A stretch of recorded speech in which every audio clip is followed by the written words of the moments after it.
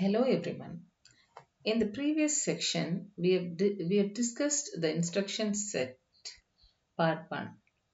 That we have discussed about the data processing instructions. So in this lecture, let us discuss the remaining instruction sets. Second one is the branch instruction. It changes the flow of execution or is used to call a routine. This type of instruction allows the programs to have subroutines, if then else structures and loops. The change of execution flow forces the program counter PC to point to a new address. The ARM version 5 family 5 instruction set includes 4 different branch instructions: BLB, BX and BLX. So this is the syntax how it has been mentioned. And here an example was being given, which shows a forward uh, branch as well as a backward branch. So instruction was given for both the things. So here you see at this point of time a branch occurred, and this is backward which leads here, and this is forward.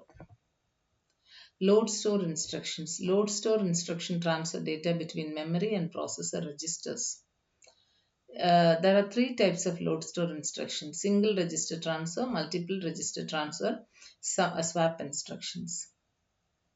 These instructions are single register transfer. These instructions are used for moving a single data item in and out of a register. The data types supported are signed and unsigned words, half word, and bytes.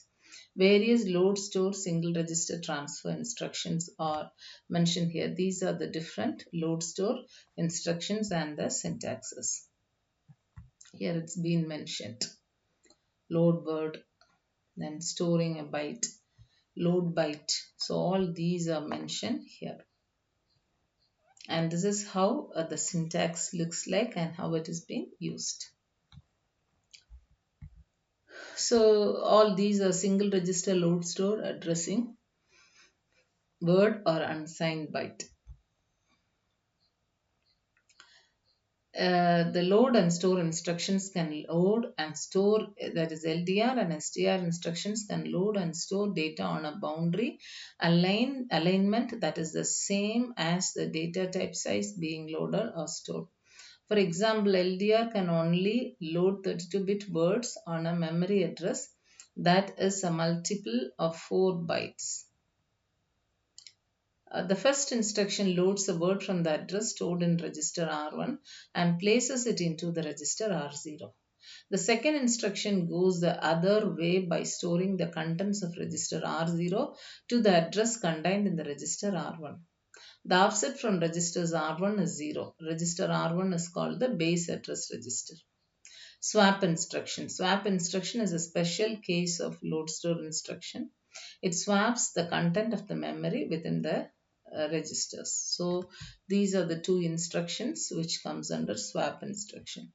And here is an example was given before execution of swap and after execution of swap instruction.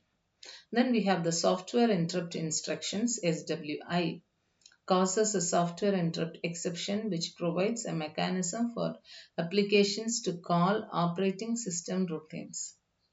SWI, which is software interrupt. When the processor executes an SWI instruction, it sets the program counter to the offset 0 into 8 in the vector table. The instruction also forces the processor mode to SVC, which allows an operating system routine to be called in a privileged mode. Each SWI instruction has an associated SWI number, which is used to represent a particular function call or feature. This is an example for software interrupt.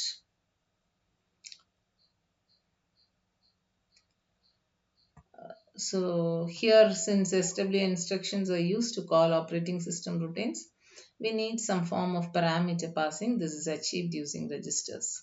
So in the above example, register R0 is used to pass the parameter. Then we have the program status register instruction.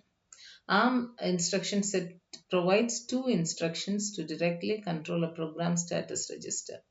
The MRS instruction transfers the content of either the CPSR or SPSR into a register in the reverse direction. The MSR instruction transfers the contents of a register into the CPSR or SPSR. Together, these instructions are used to read and write the CPSR and SPSR. So this is how the syntax looks like, and these are the instructions. So MRS copy program status register to a general purpose register. MSR move a general purpose register to a program status register.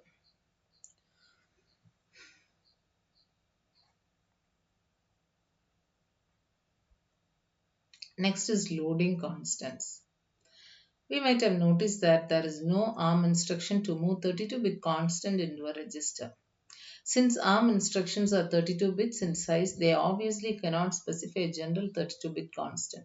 To aid programming, there are two pseudo instructions to move a 32-bit value into a register.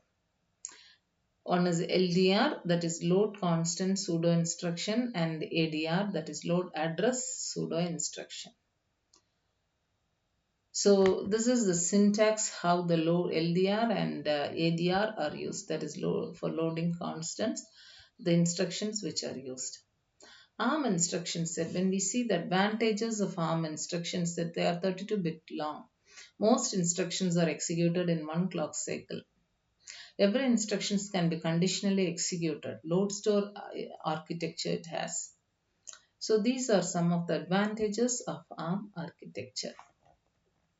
So this is for the assessment, and thank you.